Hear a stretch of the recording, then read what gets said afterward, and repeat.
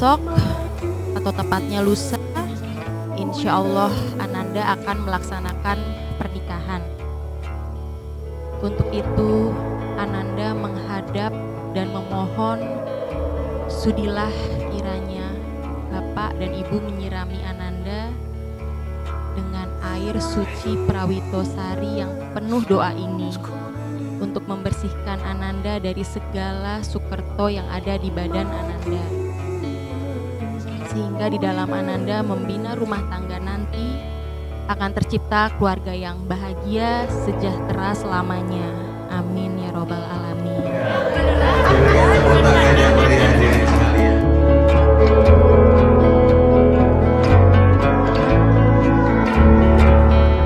Bapak, Ibu, insya Allah besok Ananda akan melaksanakan pernikahan.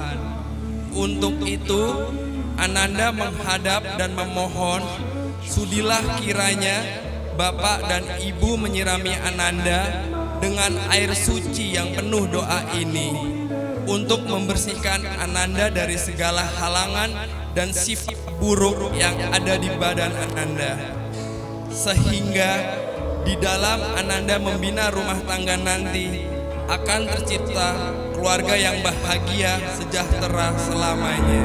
Amin.